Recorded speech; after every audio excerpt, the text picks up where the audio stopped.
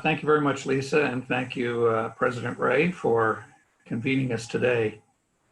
As Dr. Ray mentioned, 75 years ago this summer, the most profound existential threat to our planet was born.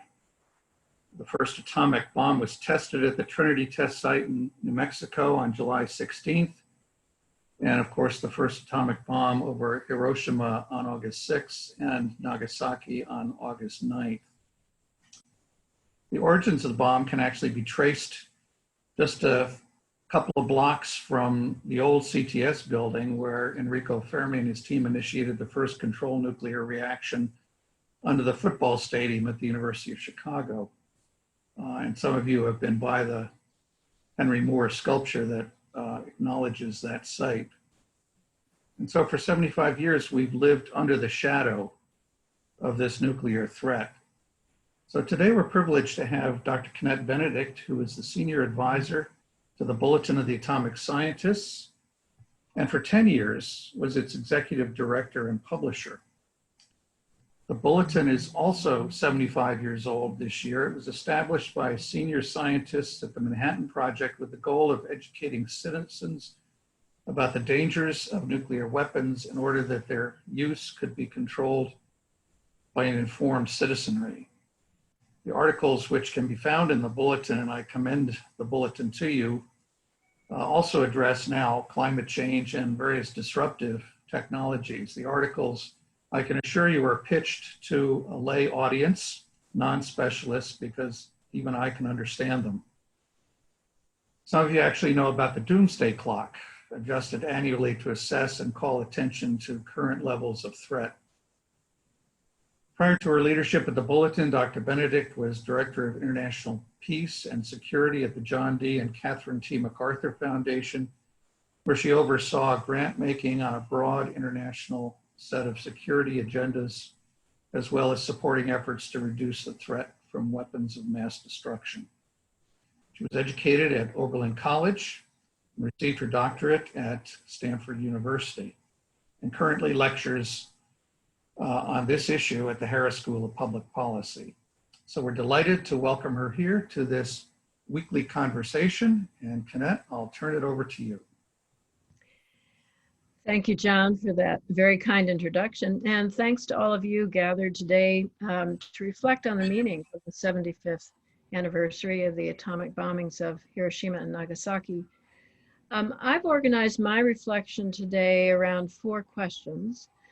First, briefly, what happened at Hiroshima on August 6, 1945, and at Nagasaki on August 9th? Second, why are we commemorating the 75th anniversary of the bombings in Japan, and why should we care about the atomic bomb today? What have we learned about the effects of nuclear weapons on people and the environment since those bombings, and how are people acting on that knowledge today? And finally, what are the consequences of nuclear weapons for our political institutions and for our democracy in particular? At the end of World War II, as John suggested, the United States dropped 2 atomic bombs, one on the city of Hiroshima on August 6, 1945, and the second on Nagasaki on the 9th of August.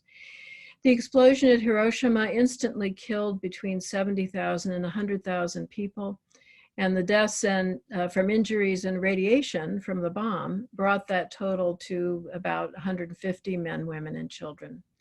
Fires continued for 3 days after the explosions. People were encouraged to leave the city to try and shelter in any way they could outside.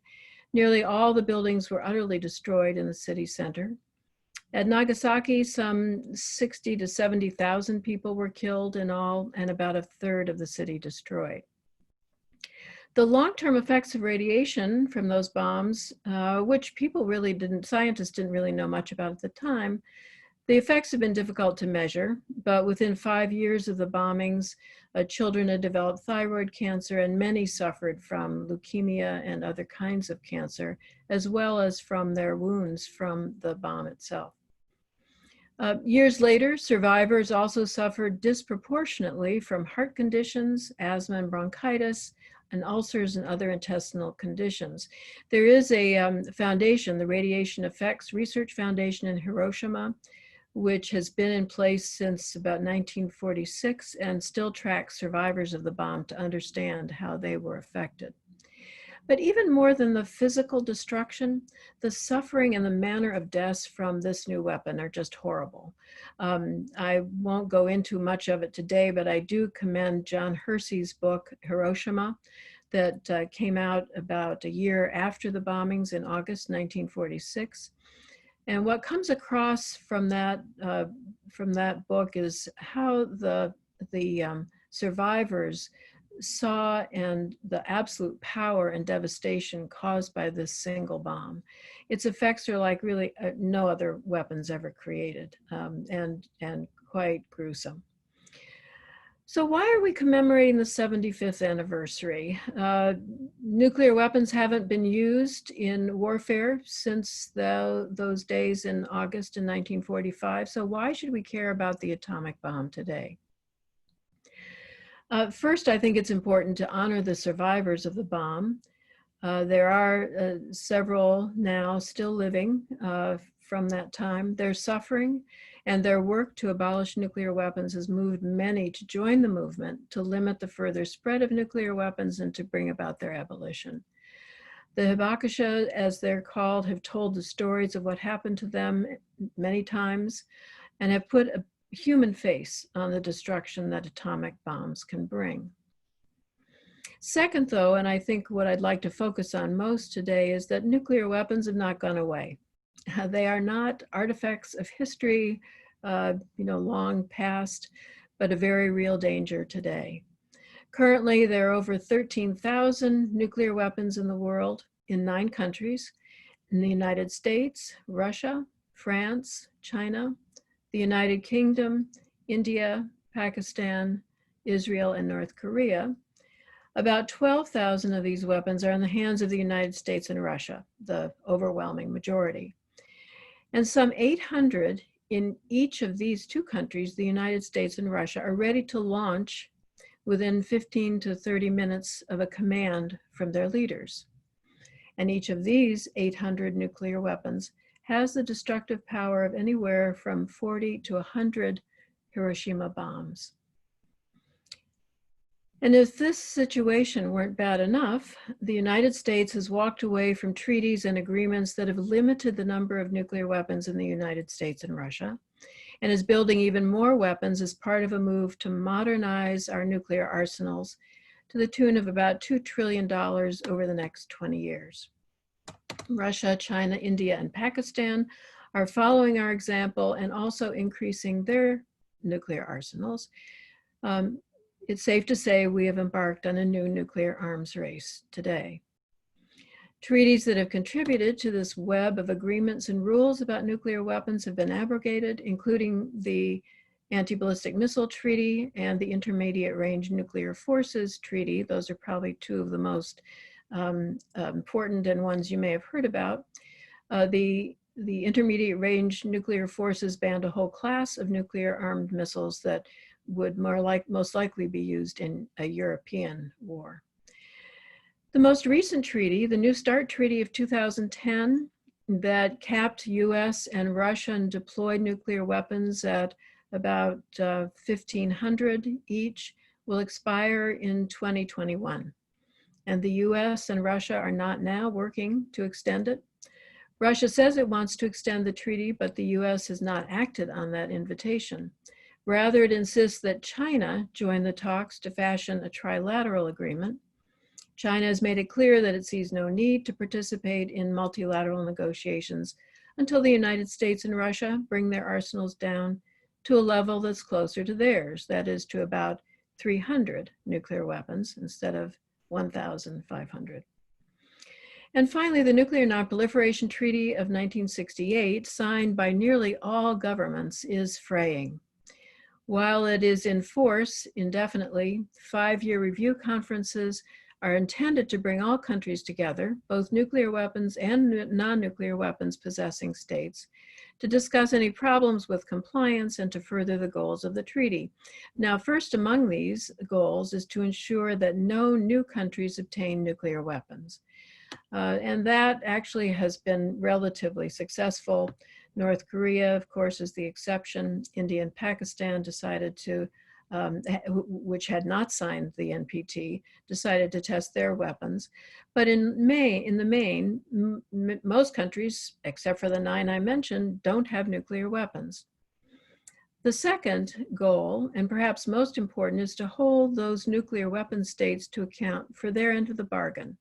That is, they pledged to dismantle their nuclear weapons. This year's review conference, to have been held in May, was postponed because of the pandemic, though many worried that the conference wouldn't have yielded any results, in large measure because the US administration is not serious about reducing its nuclear arsenals. So in light of the abrogation of treaties, the lack of diplomatic negotiations, and the arms buildups in the nuclear weapons states, it's fair to say that we are certainly in the midst of a new arms race. So there's plenty to worry about these days. I want to turn now to what we've learned about nuclear weapons and their effects on people, the effects since the Hiroshima and Nagasaki explosions, and how people are acting on that knowledge, because I think there are some signs of hope. But I think what I want to convey is that even though no nuclear weapons have been used in warfare since 1945, we have used nuclear weapons in many ways, and they have caused harm to people already. So not only have we learned about the bombs, but also about the harms from mining of uranium and the manufacturing of nuclear bombs. So I want to spend a little time on that. Since 1945, altogether, the nuclear weapon states have exploded 2,475 bombs or devices in a little over 2,000 tests. And the explosive yields of these bombs have ranged from between 10 kilotons, which is a bit under what the Hiroshima size was, to 15,000 kilotons by the United States. So that's 1,000 times the power of the Hiroshima bomb. The Soviet Union tested a bomb with a yield of 50,000 kilotons, or 5,000 times the power of Hiroshima, clearly able to obliterate Chicago or Washington, D.C., or any city in the United States. Of these test explosions, the US has detonated the most, 1,132, between 1945 and 1992. And 520 of the tests in the atmosphere were conducted in Nevada and in the South Pacific. Now, some of the tests in Nevada purposefully exposed materials and humans to see what the effects would be on them. And some even intentionally exposed soldiers to see how the bomb would affect them psychologically as well as physically if they were ever to be used in a war in Europe, for instance. These tests were conducted in secret, meaning that soldiers who witnessed the blasts were not permitted to talk about them, even with their families. The New York Times has a wonderful series of videos called The Atomic Soldier, which bears witness, allows them to speak, finally, about their own experiences. But many others in the United States were exposed to radioactive fallout from those tests in the Nevada desert. In the 1950s, some of you may remember cesium-137, one of the radioactive isotopes from fallout, was found in babies' teeth and in human breast milk across the United States. When this was discovered, physicians and mothers led public protests, putting pressure on our government to end testing that risked the health of everyone in the United States. Those protests, in fact, contributed to growing pressure on the Eisenhower and Kennedy administrations to negotiate with the Soviet Union, and the Limited Test Ban Treaty that outlawed atmospheric testing came into force in 1963. Many others were also affected by the radioactive fallout before that testing ban and went into effect, though. US tests in the South Pacific took place in the Marshall Islands. You may have heard of Bikini Atoll and Niuatak Atoll, where native peoples were evacuated to use those places as testing grounds. And in fact, the first thermonuclear bomb ever tested, and tested by the United States in 1954, produced a larger yield than was expected, and an unpredicted weather pattern spread fallout to nearby atolls, much further than scientists had predicted. People there were evacuated a couple of days after the test, but they'd already been exposed. Fallout in the form of almost snowflake-like white material rained down on people. Children played in it. They ate thinking it was some kind of snow, and many fell ill. Children especially suffered from thyroid cancer. During that same test, a Japanese fishing boat called the Lucky Dragon was showered with fallout. It too was a victim of the unpredictably high yield. The crew of the boat fell ill, and one of them died soon after returning to Japan. In addition to the Marshall Islanders who were affected by the US tests, many in Kazakhstan, then part of the Soviet Union, fell victim to radiation from Soviet tests at Semipalatinsk, their major testing site. The French tested their weapons in Algeria and in Polynesia. The United Kingdom tested in Aboriginal lands in Australia and at Kiribati in the South Pacific. And so many of these people were affected by the radiation as well. So many people beyond Hiroshima and Nagasaki have actually fallen victim to our nuclear weapons. Although these atmospheric tests released radiation that spread across the world, exposing millions to the risk of cancer and other health problems, it's also clear that many have been harmed by the manufacturing of nuclear weapons. Producing plutonium is very dangerous work. Plutonium is what's used in bombs, and factories at Hanford in Washington State and at Rocky Flats just outside Denver in Colorado, as well as manufacturing sites at Ozersk in the Soviet Union, were places where workers suffered from cancer, from deteriorating health, as well as from burns and from fires that seem to come about because plutonium is a very combustible material. We're also learning more about the damage to the health of uranium miners. Most of the mining now takes place in Kazakhstan, but also in Canada, Australia, Namibia, Niger, the United States, and other places. In the United States, for example, the Centers for Disease Control found that radon and uranium dust that are products of uranium mining lead to excess deaths from lung cancer. In one study, they found 6 times the number of lung cancer deaths among miners than would be expected in the general population. So that's the harm that's already been done by nuclear weapons, even though we haven't been using it for warfighting. But I finally want to talk about our greater understanding of the potential effects of a nuclear war on the environment. With tools for climate modeling, which have become much more sophisticated and available, scientists can now forecast how nuclear detonations and the resulting fires and soot would affect the atmosphere. They would block the sun's rays and lead to a period of global cooling. I mean, we think about global warming, but in fact, nuclear bombs would produce a global cooling.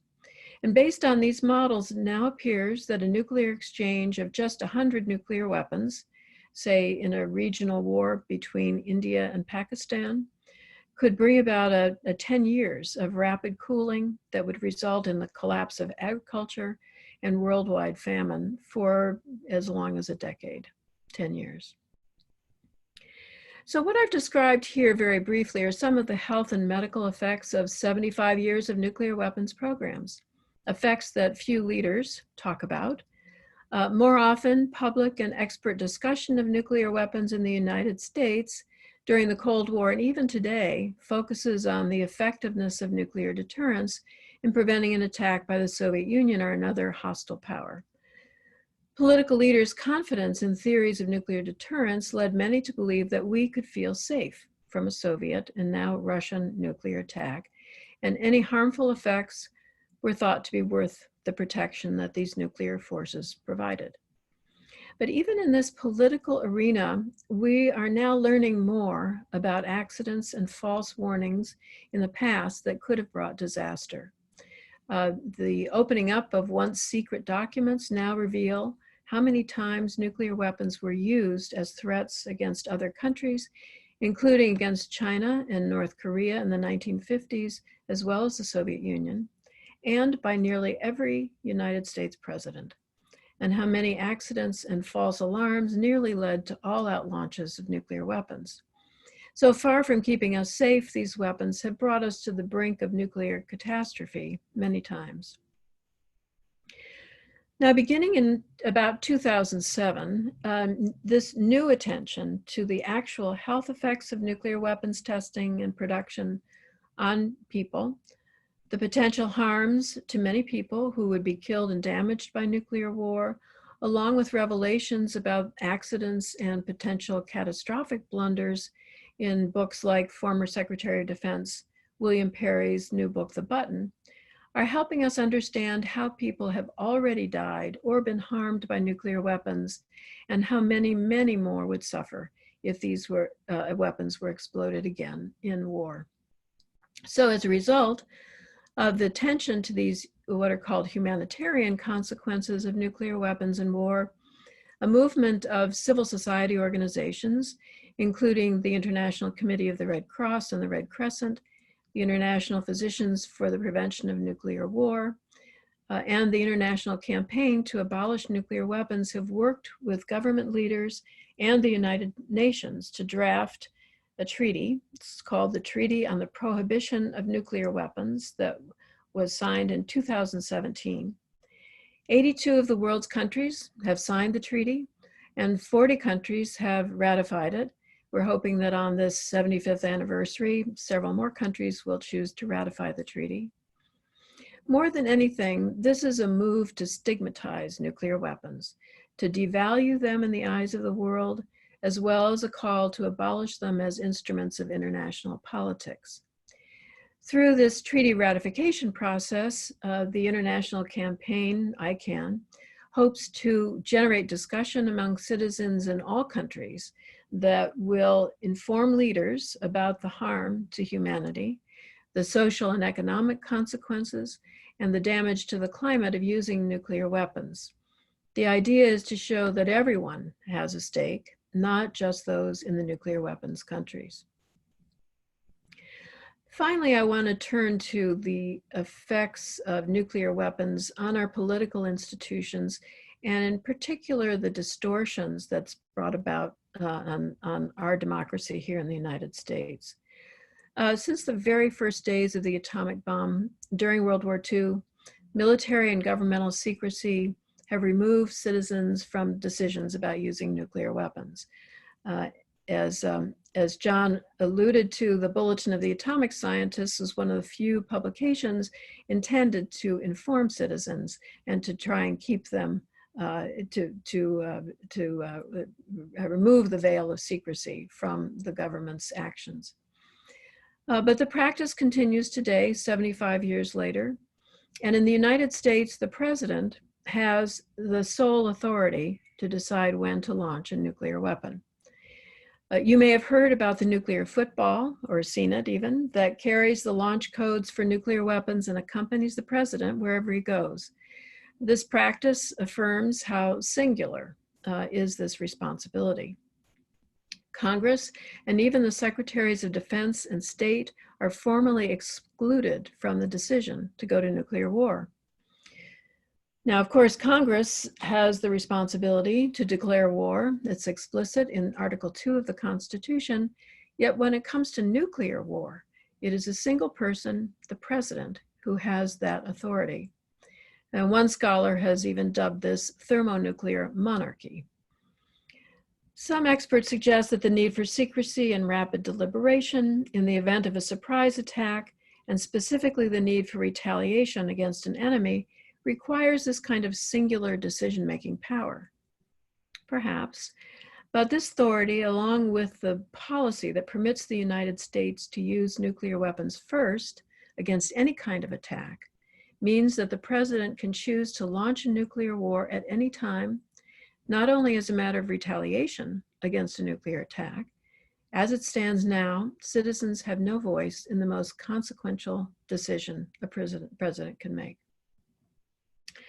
As I suggested earlier, though, citizens have not always acquiesced. The nuclear testing and its effects on people in the United States in the 1950s prompted a disarmament movement and resulted in the 1963 Limited Test Ban Treaty. Likewise, in the 1970s and 80s, the tensions between the United States and the Soviet Union during the Cold War mobilized Europeans into a mass nuclear disarmament movement. And the disarmament movement in the 1980s in the United States called for a freeze of the nuclear weapons buildup that Reagan was planning. The European and US movements gave Soviet Premier Gorbachev confidence that his proposal to get rid of nuclear weapons would find a receptive audience in the West and hopefully with President Reagan.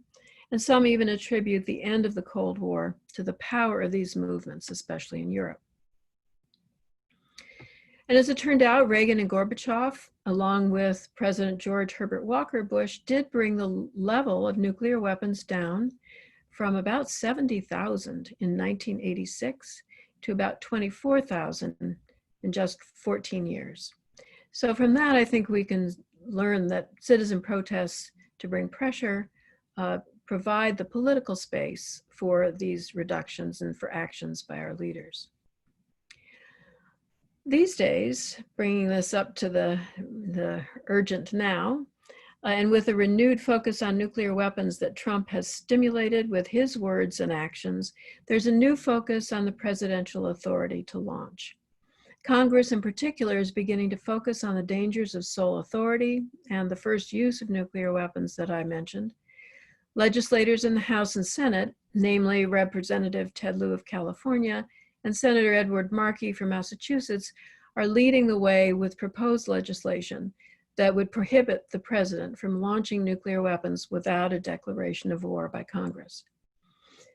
In addition, Representative Adam Smith and Senator Elizabeth Warren, along with others, have introduced a bill that prohibits the first use of nuclear weapons by the United States. These challenges to sole authority and to first use, along with questioning the large budgets for new and modernized nuclear weapons, are signs that the people's representatives want to regain authority over war-making powers, and especially to challenge the role that any single person has in wielding such enormous and destructive weapons. This awakening to democratic responsibility for nuclear weapons, it seems to me, along with the worldwide movement to prohibit nuclear weapons with the signing of the UN treaty, give me reason to think that perhaps at the 100th anniversary of Hiroshima in 25 years, we may be celebrating a world free of nuclear weapons. Let's hope so. Thanks very much for your attention and your patience, and I look forward now to our discussion and to your questions. Thanks.